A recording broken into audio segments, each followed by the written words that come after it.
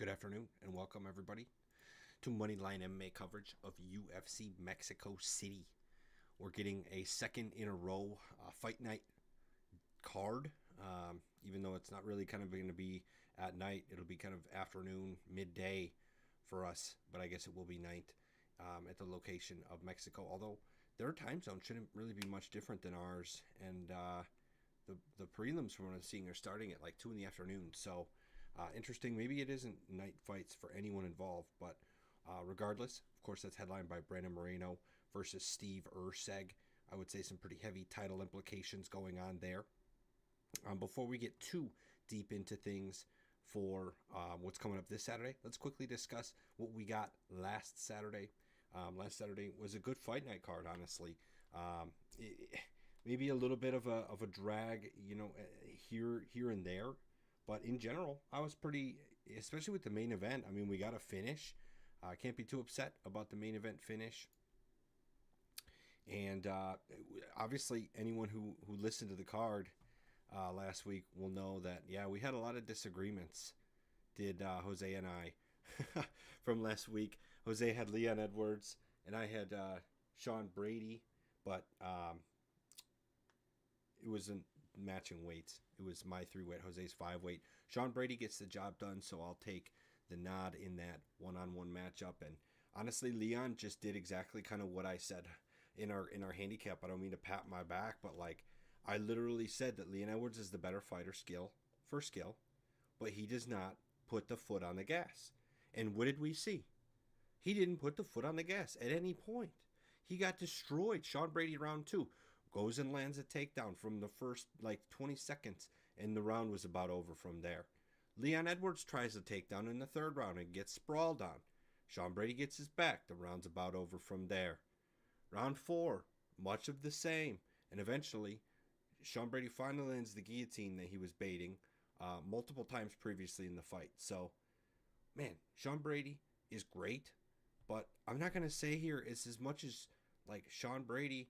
It's just like Leon Edwards, just like I say, he really needs to fire his coaches. I'm going to keep saying that. He needs to find a new gym. He needs a reset button fast. Man, he needs that. Leon Edwards is falling fast. But moving forward from that, Carlos Alberg, my 5-weight, got the job done as the co-main event. Him and Jan, I hate to pat my back again, but at the same time, I don't. Carlos Alberg did exactly what I said he was going to do. He outpaced Jan on the feet. And I dared Jan to go for a takedown. He didn't.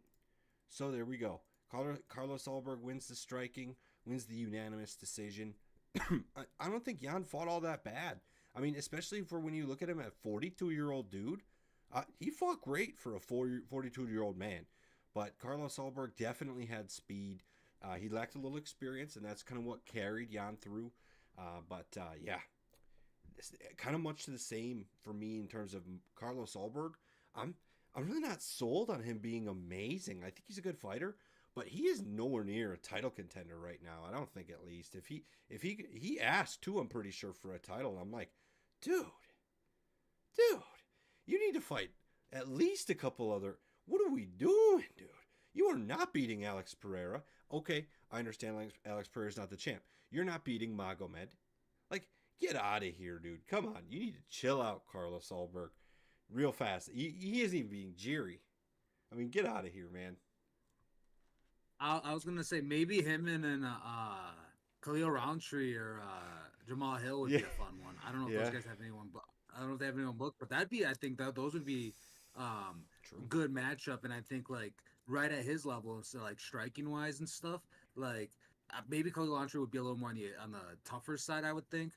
I just because it was my type, but I think those would be two good tests. Pereira would just be straight up if you want to derail him, and slow his career down. Same with Yuri too. I think both Pereira and Yuri, I don't think he can beat those dudes at all. No way, man. Yuri's going to be back in that title contention again as well. Especially with Magomed the champ now. It won't have to be sold as like a third chance kind of thing. Fucking Yuri, man. He'll be up there. But that said, I agree on the Jamal Hill assertion. But if I'm not mistaken, excuse me, isn't he already scheduled to fight Khalil Roundtree? He is. Yeah. He's scheduled to fight Khalil Roundtree at some point. I swear. I Yeah, swear. that's what I was thinking. So I'm like, I'm like, I'm not sure if they're scheduled. I remember that was booked a while It's ago, a but main event. I Yeah, didn't in know if it got April. Yeah, canceled. It's actually a month from. It's a month from Thursday. Wednesday. It's a month from Wednesday. So yeah, Coming up, that'll be a fun. That's gonna be a fun one. that's a good fight night. That's a headliner of a fight night. I'm pretty excited for that already. But yeah, sorry, that's a little bit of a roundabout way of saying like I'm with you. Maybe you give Carlos Alberg the loser of that fight. I mean that's kind of what I would get to, because in my opinion, the winner of that fight would be like who Jerry needs to beat to get another chance or something like that. You know what I'm saying? But there's just point being, man. There's a lot going on in the light heavyweight division right now, and I don't know if Carlos Alberg is a piece of that puzzle yet. He's gonna have to get another win. I think, in my opinion, he did not look better. Like the gap between him and Blachowicz in this last fight was not significant enough, and Jan would get his butt kicked by these guys too at this point. So that said, as far as other picks go, the main agreement that Jose and I had, Kevin Holland, you gotta love it. It was our underdog of the week, and he gets the job done. Our boy Kevin Holland. I love how he outdogged Gunnar Nelson essentially. Gunnar was doing exactly what he does. He kind of stands with this George Foreman like super upright, but then he'll come in and try and take you down. And he was doing it over and over again against Holland, but Holland was like whoop whoop, moving around like nope, I'm not letting you just like hold me down. And then it looked like Kevin Holland in the third round was gonna get choked out. I was like, dang, dude, you win 2 rounds and then get choked out. That sucks. But he stuck through, man. And I'm the ref twice. I was watching very close. The ref in the octagon was like, it's like, Kevin, you good? And Kevin looked at him like, yeah, I'm good. And then the ref again started to get close. He was like, oh, is the fight over? And Kevin Holland was like, thumbs up, motherfucker, thumbs up. And I was just excited about that because I was like, yeah, you ain't finishing Kevin Holland that easy, bitch. Get out of here, Gunnar Nelson.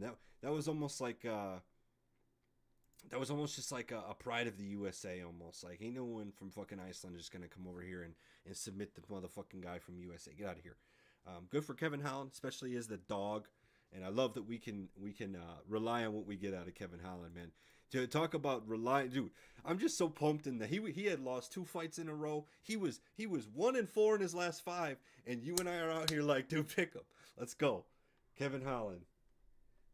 Other than that, the other disagreement Jose and I had, with hopefully not rambling too much about these recaps, was Molly McCann. Not only was Jose right about Molly McCann losing, but Alexia Thainara retired Molly McCann.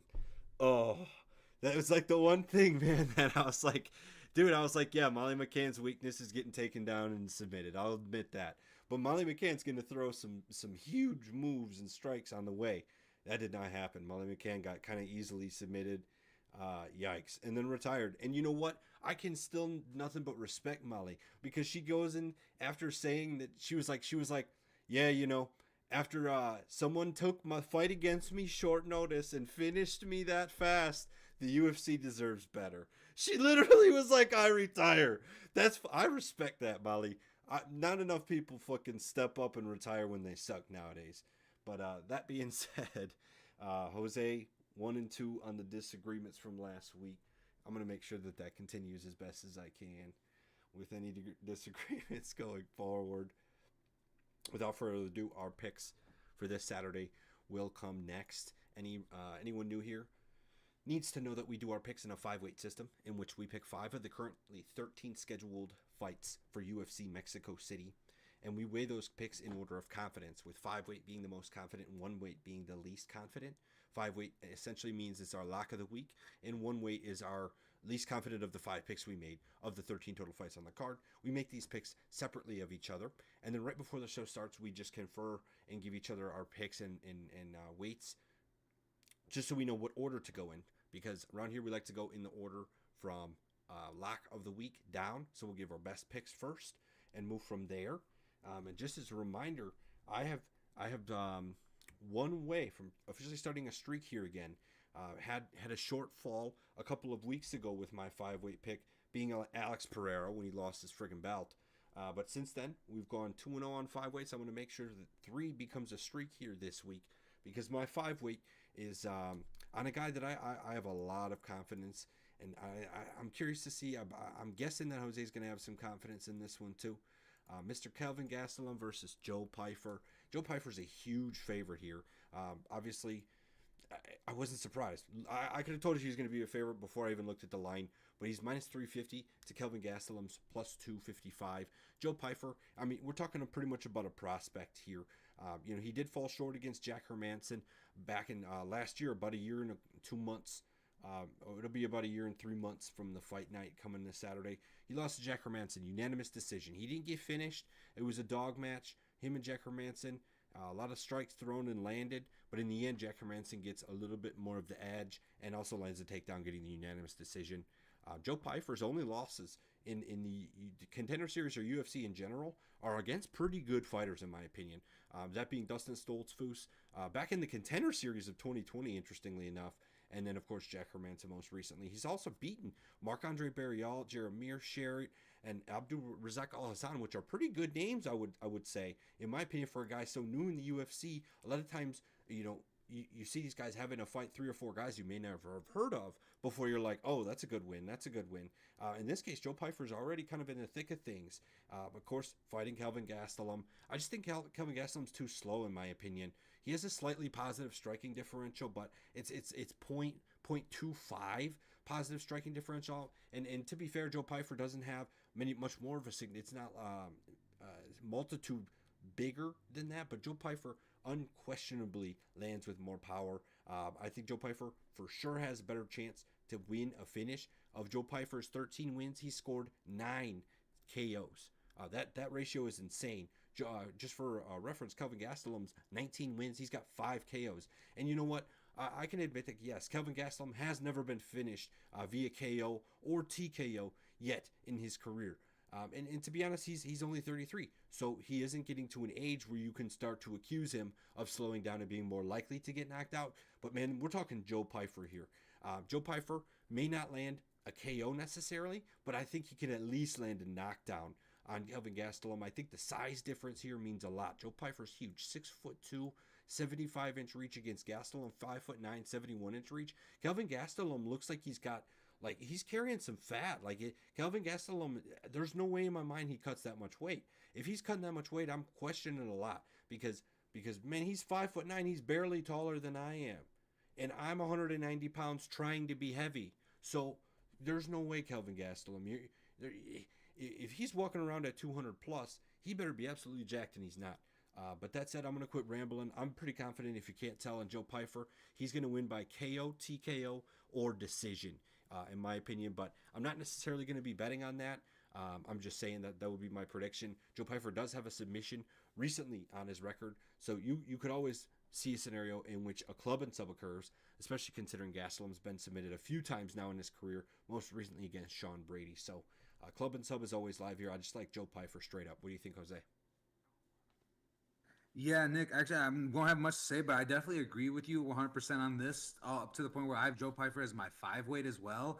I just feel really good about him. The thing is, and you mentioned it, Kevin Gastelum is only 33 years old, and for some reason I thought he was older than what he actually is because he's been in the UFC for so long, and he's fought a lot of big names in the UFC. So I was already thinking that he was in his upper 30s, but he's still in a good age, for fighting. So you can don't know if he's in his prime yet, because the thing is like, as you mentioned, he's only 5'9". I think he truly should be still a welterweight, and it's just that he's just not really disciplined enough to lose the weight and keep it off, and he always has some chub on him, and I just can't imagine imagine if he got really serious about his diet and was just in top tier condition, just more jacked and just being able to fight more more consistently at 170. And so he's fighting these dudes that are already naturally bigger than him, and Joe Pyfer, you can just tell he's just already bigger and he literally looks more fit than Kevin Gastelum. Kevin Gastelum's UFC picture is kind of funny. Yeah. And, Joe Pyfer, he's 6'2", Kevin Gastelum 5'9", and he also has a reach advantage over Kevin Gastelum just in general. As you mentioned, the striking for them in general, I can expect Kevin Gastelum to stand straight in front of Joe Pyfer and just go toe-to-toe with him, kind of like how he did with Israel Adesanya. But Pfeiffer, I think, is ultimately going to be the first one to initiate a takedown, and I think he's just going to be more successful at getting those takedowns against Kevin Gastelum. Like I think he's, I don't know, I think he's definitely going to just beat up Kevin Gastelum, and as you mentioned, Kevin Gastelum's never been KO/TKO'd, but I can see Pfeiffer winning via just ground and pound TKO. So I just think overall he's just going to be more dominant. Kevin Gastelum, yeah, I think he's just fighting dudes. Like he has yet to be like he hasn't beat like a legit 185er in a minute. And like I like D Rod a lot too, but D Rod that was I believe at welterweight too, and then Sean Brady was welterweight.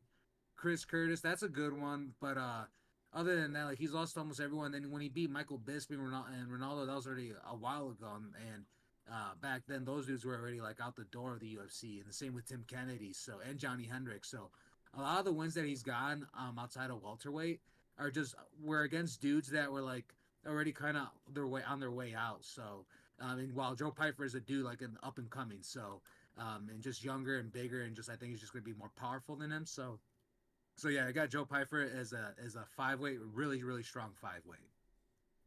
Yeah, man. So yeah, that'll be one of the more strong 5 weights of the year so far for us here at Moneyline MMA, man. I mean, shoot, Joe Pfeiffer all day long.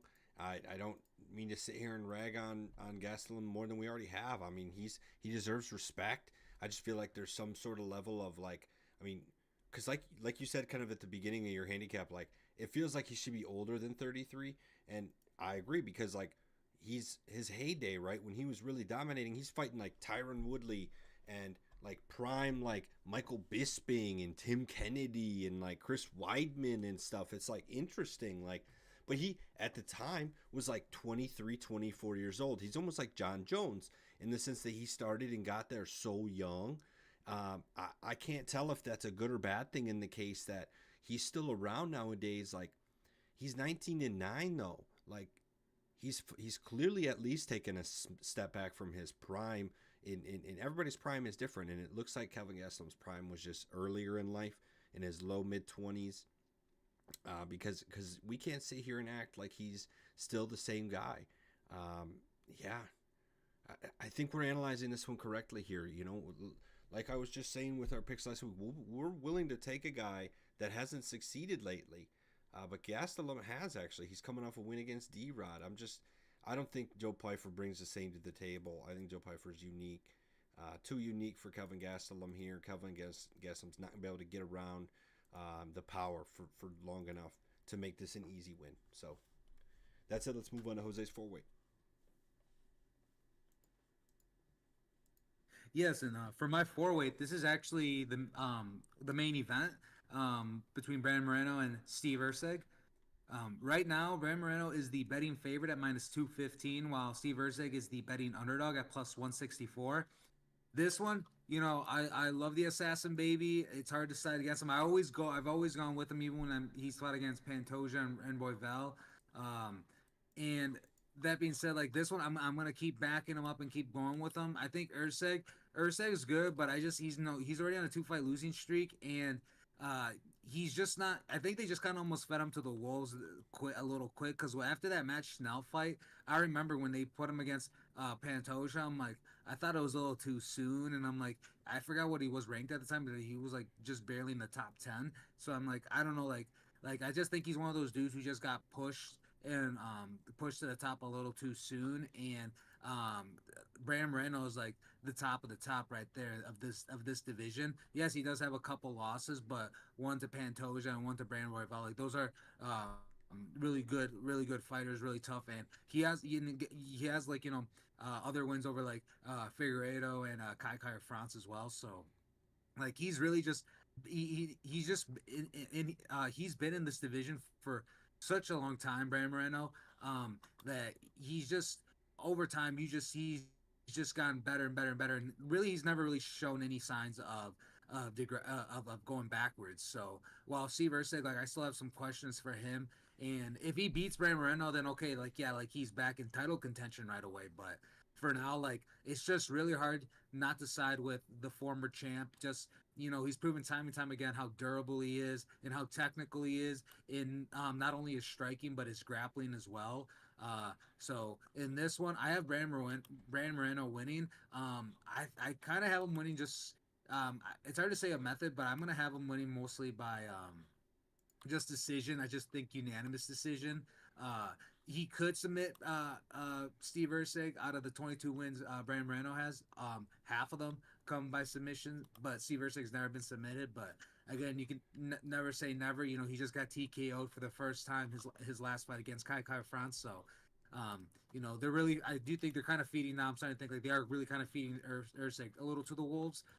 So I like Brand Moreno a lot. I feel strong about him. If it wasn't for Joe Pyfer, Brand Moreno would have been my 5 weight. So yeah, I got Brand Moreno as my 4 weight, a good 4 weight, confident 4 weight. What are your thoughts on this one, Nick? Man, we're gonna get some agreements, a lot more than what we got last week, it seems. Because last week I think we only had the one. We're gonna be starting off with 2 agreements from the start here. I'm gonna have a 3-weight on Brandon Moreno. I totally agree.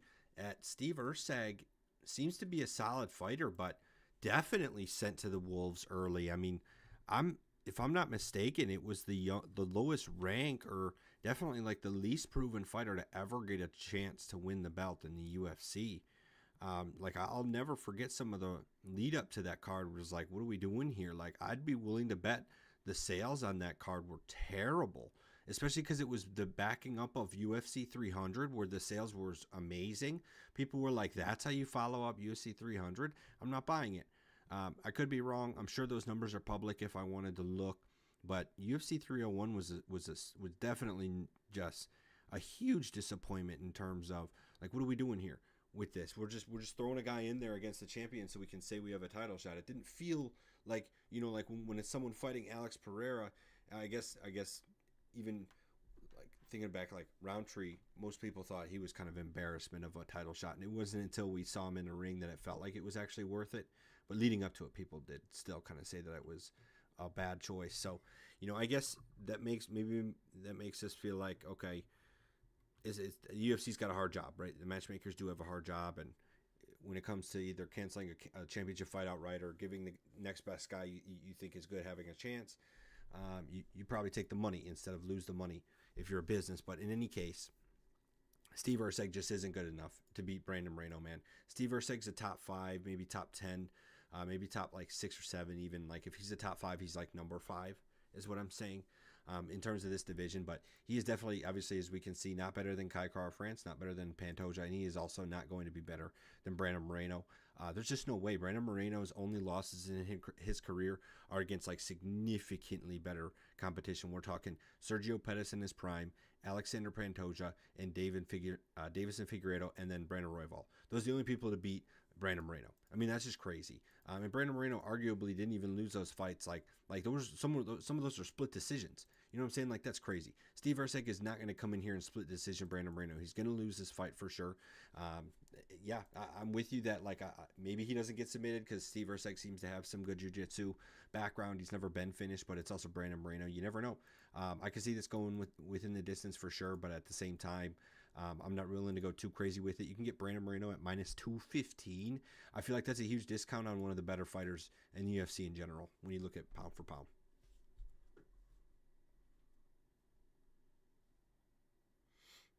So as you said, yeah, we're definitely already on a roll. Like already have more agreements than last week. This is a strong one, another lock of the week for us. Obviously Joe Piper had a strong lock, but this is definitely another lock for us. So yeah, have us both down for Brandon Moreno, my 4, and he's your 3-weight. That said, we'll go to my 4-weight. We're going to stay on the main card here. I'm going to be taking the bait, and honestly, it's not really like taking the bait. It's kind of just laying the lumber on Raul Rosas Jr. here. I'm going to take it with the young kid fighting Vince Morales, man. This is one of those spots where it's like, you'll hear Jose, he loves betting against like Austin Lane. You know, it's like, and I'll do the same thing to give to give credit. Like I do it too, where it's like, I'm not even picking this guy as much as I'm just picking against the other guy. Oh, excuse me. So yeah, it's like, I'm also like, kind of in that scenario here where it's like I'm kind of picking against Vince Morales more than I'm picking for Rosas Jr., but I also want to keep the storyline intact, the storyline mindset intact, because I do believe like Yeah, of course, the UFC's not rigging fights. Like, they're not going in there telling fighters you have to lose or you have to allow them to take you down or whatever.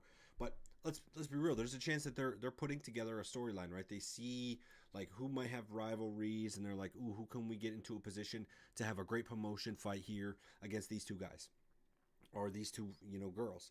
And that said, I think Raul Rosas Jr. is on his path of redemption since he lost to C-Rod, another fighter on this card.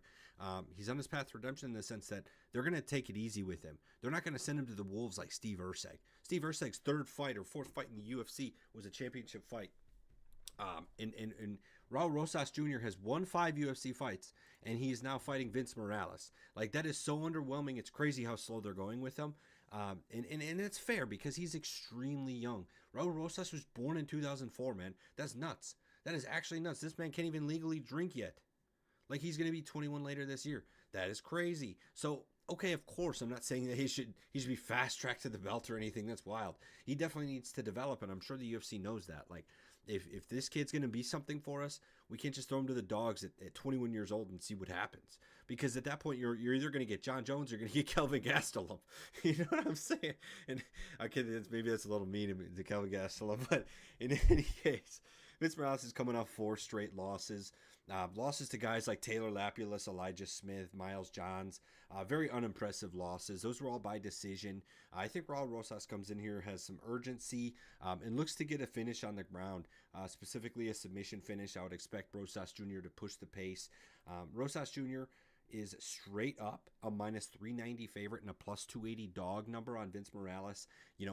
If I'm sprinkling anything on this bet, all I'm going to do is say Rosas Jr. inside the distance. I'm going to sprinkle a little bit on that and go from there. I'm sure it's still going to be like minus 250 or minus 300, depending on when you watch this and go look at the line, because it's going to be moving in Rosas Jr.'s favor for sure. I don't see anyone who's betting on Vince Morales at this point. So yeah, that to me is the easy way to see this fight. I think Rosas Jr. inside the distance. Thoughts, Jose? Man, yeah, you said it best. Like, I just don't. This one's a tough one for me to side with Vince Morales on all angles. Just has yet to win. In the UFC, has been losing unanimously in the UFC. 34 years old, 16-9, and while Raul Rosas Jr. is 10-1, it does almost seem like they are feeding him just to Raul Rosas Jr. So just something just to pad up, I guess, Raul's record. He's around a 3-5 win streak, and he has I think some wins that are more meaningful than this one will be. But that being said, yeah, this one definitely a strong 3 with Raul Rosas Jr. I think he's just going to dominate. He's either going to win unanimously, or I think he's probably going to get a submission win over Vince Morales. Out of his 9 losses, 2 of them are by submission. Hasn't lost by submission in a while, but it's not since 2018. But that's one of Raul Rosas Jr.'s strong suits is a submission game. So I wouldn't be surprised if Raul Rosas also wins that method. But overall, I feel really good about Raul Rosas Jr. I think he just has everything on his side in this fight. Technique, stamina, youth, strength. I just think it's going to be just his for the taking. I got Raul Rosas Jr. as my 3-weight. Another lock of the week. Yeah, that's crazy. Just as a reminder for everybody that might be new, we do all these picks separately. So the fact that we have matching 5, 4, and 3s just in slightly reversed order with the 3s and the 4s is pretty wild. That shows how confident we are together in these picks. And yeah, man, Rosas Jr., the one thing I'm watching out for him is to see some sort of evolution. I want Rosas Jr. to improve his game, even though he's fighting these guys that he definitely should beat. Unless he's getting a finish within 10-15 seconds, we're going to have enough time to see, like, if he's changing his style, if he's leaving it the same, what little things he might be doing to get better. And in my opinion, if he's going to continue to evolve, that's the Raul Rosas that has a chance to be a champion in the future. But if Raul Rosas Jr. continues to kind of flatline and just say, well, I'm good enough as I am, and he does the same thing every fight, he's going to have to be Khamzat pretty much if he thinks he's going to just push a wrestling pace and submit anybody in the first round, right? Only Khamzat can do that, really, in the UFC, in my opinion, because he just did it to Robert Whittaker, one of the guys that you would have expected to be able to defend against that. So good luck to anyone fighting Khamzat. He's just going to take you down and break your jaw with his strength at that point. But I don't think Raul Rosas Jr. is there at this point. He needs to keep involving his game. So my point is to say that I'm ready to go against Raul Rosas any minute he has a good opponent. Any minute. Because we already saw it against C-Rod, man. If we see him fight another guy like that, that's when I'm hitting the brakes hard on Raul Rosas. Yeah, I definitely agree with you. Definitely, this is a guy where I'm all in for Raul Rosas Jr. But yeah, start giving him some tougher competition. Then I start to like I'll start to have to look closely and won't probably side with him as much, depending, especially if it's like a top 10 guy, 100%. Just those bigger, just the bigger guys. Sometimes their experience as well, just outweighs them. Like C-Rod, like you mentioned, that's a notable guy that has been Raul Rosas Jr. And that being said, yeah, I don't know if you want to move on to my two weight. Yeah.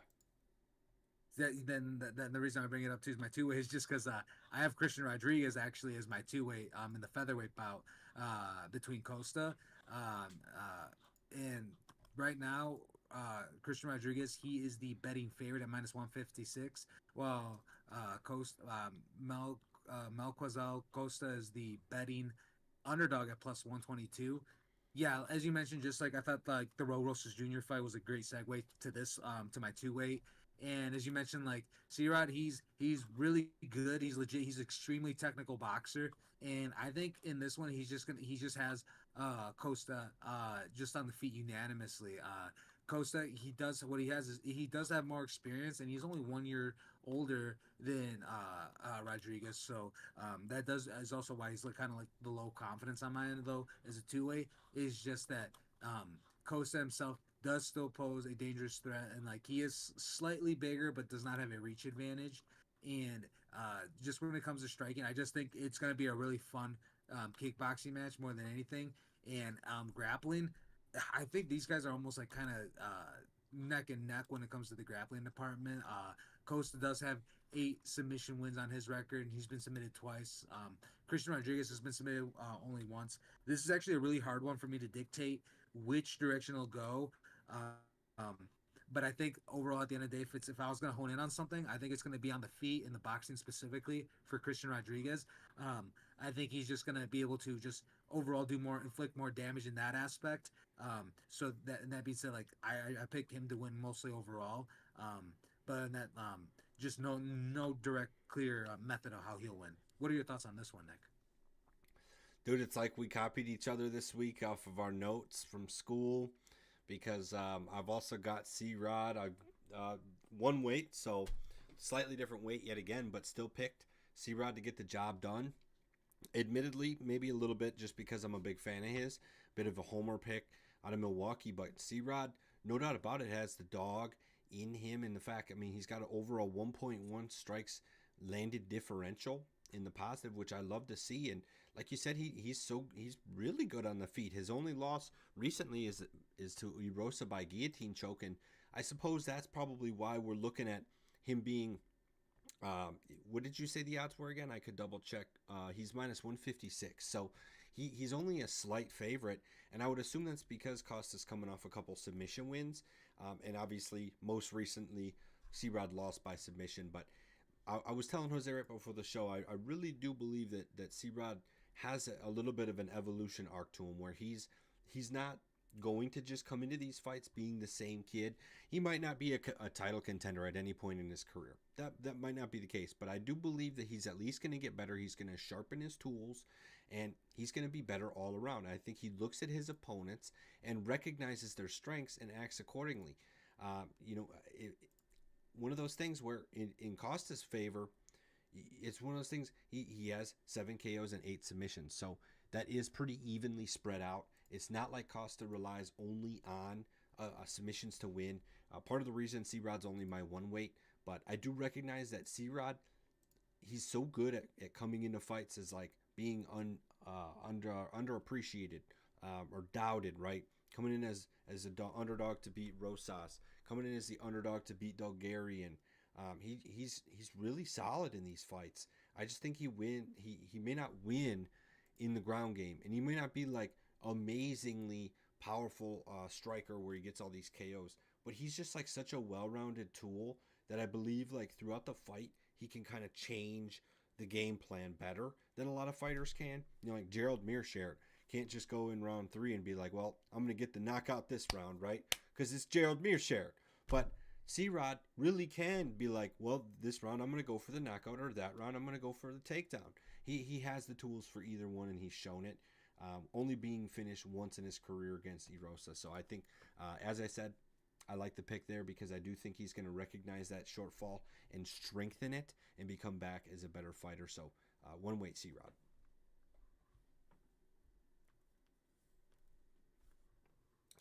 That leads us to one more pick then for this show, at least for each of us. We'll have to see here for the fans in terms of if that's the same pick or not. But for me, that leaves my two weight to remain, which is for me going to be Manuel Torres. Manuel Torres is, I believe this is a main card fight, if I'm not mistaken. Let me double check that. Yes, it is. Actually, it's the co-main event. Wow, I did not realize this is the co-main event until just now. But Manuel Torres is fighting Drew Dober. It makes sense. Drew Dober's a pretty big name. It's a fight night. It's not a pay-per-view event, so you're not going to have anything too insane. But of course, we know what we're getting out of Drew Dober, right? Drew Dober just getting off a loss to Gene Silva. What a fireworks fight that was. Getting off a loss to Renato Moicano. We've seen him now go try and get a title shot because he kind of got a lucky situation there. But Drew Dober, we know what he is, right? He's not a points fighter. Drew Dober is getting a KO or he's probably losing the fight. It's really that simple. That's who Drew Dober is. Manuel Torres coming off of getting finished. So every indication is like I need to take Drew Dober. He's the kind of guy that gets a KO or loses, and he's fighting a guy who just got KO'd. But I think Manuel Torres does deserve some respect here. That was against Ignacio Bahamondes, who's just such a unique talent for this division. I'm still jury's still out on Bahamondes if he's still a real stud or not. He's definitely a prospect, but he's 6'3" at 155. You do not see. I'm pretty sure him, maybe Michael Johnson. There might be one other guy that's like in the low 6 foot range, but 6'3" is like got to be the tallest or tied for the tallest that lightweight's ever seen. That's a tough spot for a guy like Manny Torres. I understand getting finished there in Riyadh. So that's not the worst loss in my opinion. Before that, he's got 4 straight wins. Nicholas Mata's a good win. Chris Duncan is a good win.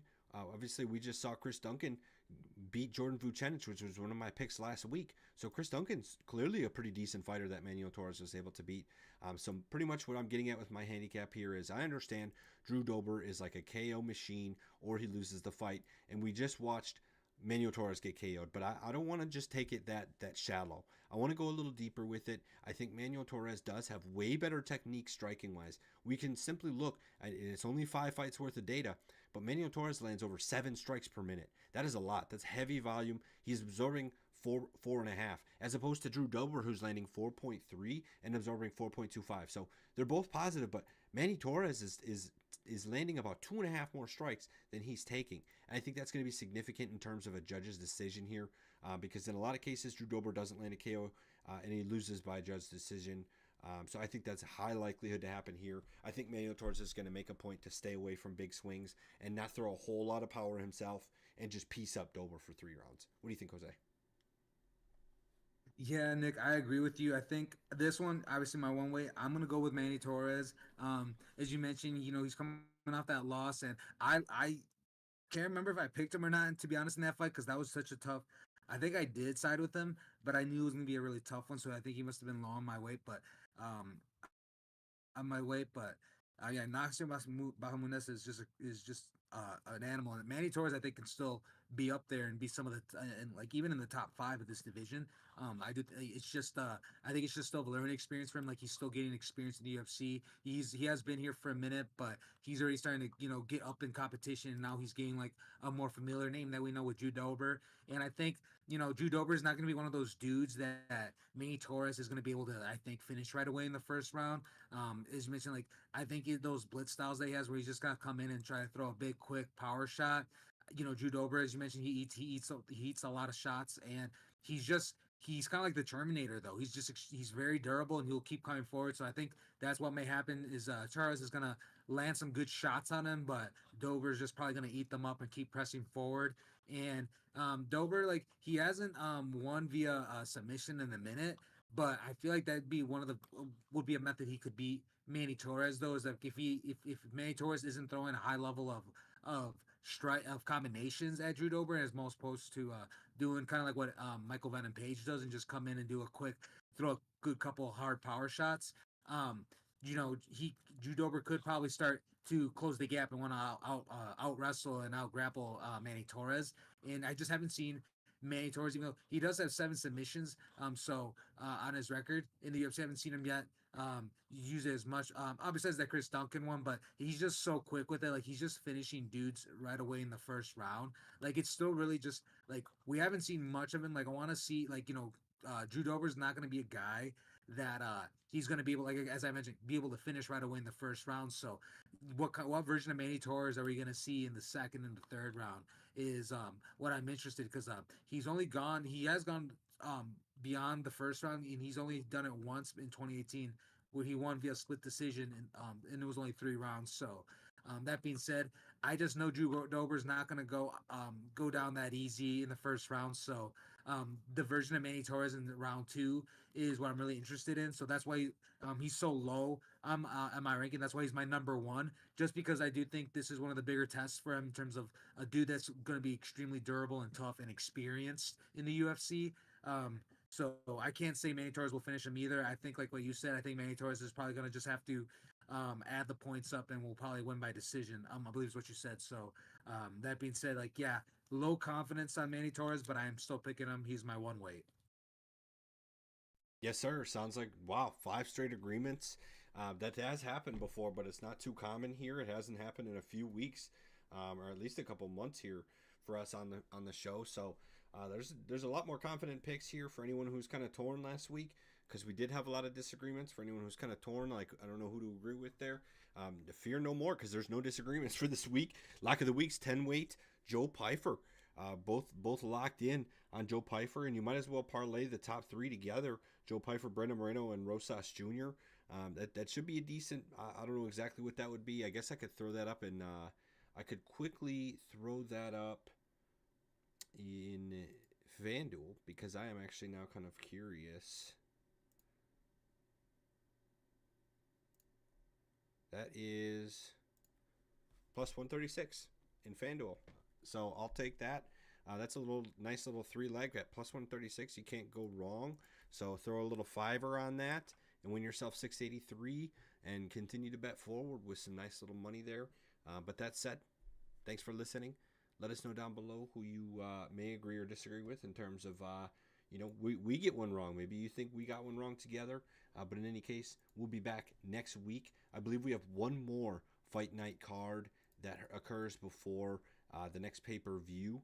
So let me double check because this is the last card in March, and then we have one fight night card in April before we get to the pay-per-view. I know that much. Yes, that is Josh Emmett versus Lerone Murphy is what we will be covering a week from today. Co-main Joe Anderson Brito versus Pat Sabatini. I'm actually kind of excited for that. There's a good amount of fights on here that look pretty solid. This is a UFC Apex card, but honestly solid for what we expect out of UFC Apex card. We'll be here next Monday to discuss that. Make sure to subscribe and like so that it'll remind you that we're live. Thanks for